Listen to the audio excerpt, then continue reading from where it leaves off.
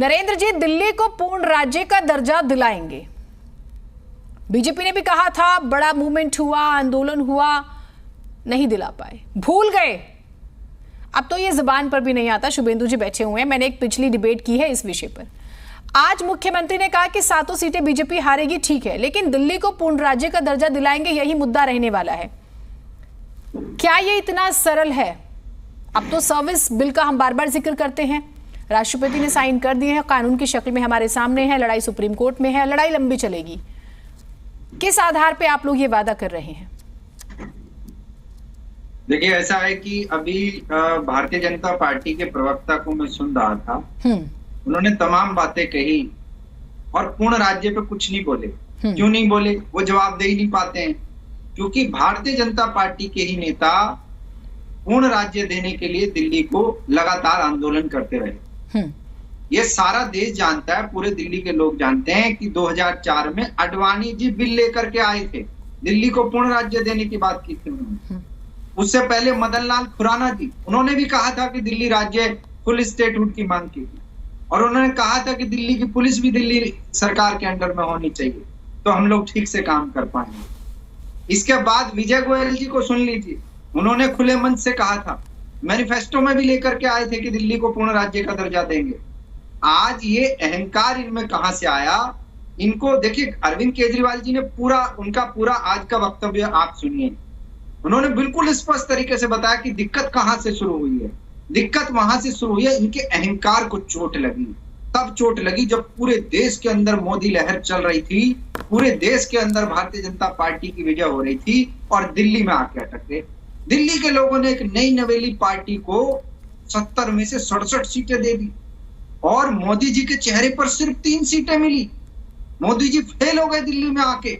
इनको अहंकार को चोट लग गई, ऐसा कैसे हो सकता है, दिल्ली वाले हमारे साथ ऐसा कैसे कर सकते हैं, इनको बड़ी चोट लगी। इन्होंने क्या किया, 2015 में जब इनको 3 सीटें मिल दी दिल्ली वालों ने 70 में से, तो इन्होंने आते ही सबसे पहले तो इन्होंने एसीबी छीन लिया, एंटी करप्शन ब्रांच छीन लिया दिल्ली से।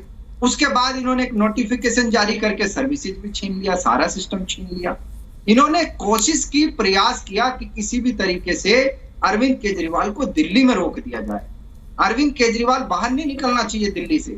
और आपने देखा होगा, जब कभी अपने पार्टी के प्रचार प्रसार के लिए अरविंद केजरीवाल जी दिल्ली से बाहर निकलते भी थे, तो ये क्या कहते थे चिल्ला चिल्ला के, अरे दिल्ली तो संभाल लो, बाहर क्यों जा रहे हो, दिल्ली तो संभाल लो। इनको दिक्कत यह है कि अरविंद केजरीवाल जी का मॉडल पूरे देश में कैसे फैलने लगा, दिल्ली से पंजाब कैसे आ गया। इनको दिक्कत यह है कि अगर आज तो दिल्ली के लोग प्यार करते हैं, धीरे धीरे इन्होंने देखा पंजाब के लोग भी अरविंद केजरीवाल से प्यार करने लगे, पूरा देश अरविंद केजरीवाल जी को न चाहने लगे। नहीं, पर यूपी वालों ने नहीं चाहा, गुजरात वालों ने भी नहीं चाहा, हिमाचल वालों ने भी नहीं चाहा, उत्तराखंड भी नहीं इतना प्यार कर पाया। मैं कह रहा हूं ना, भारतीय जनता पार्टी के भ्रष्टाचार से लोग अब तंग आ रहे हैं।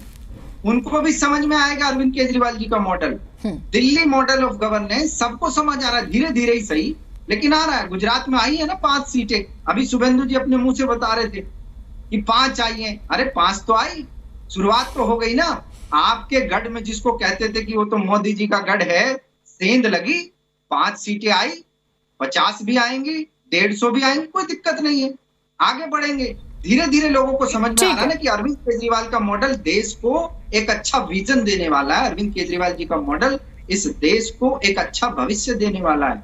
आप अभी भ्रष्टाचार की बात कर रहे थे बैठे हुए, अरे भाई साहब, मोदी जी तो वो इंसान है जो कैमरे पर आकर भाषण में भ्रष्टाचार के विरुद्ध बात करते हैं। 2014 में भी बोला था, याद होगा, लाल किले से, और अब 2024 में भी वही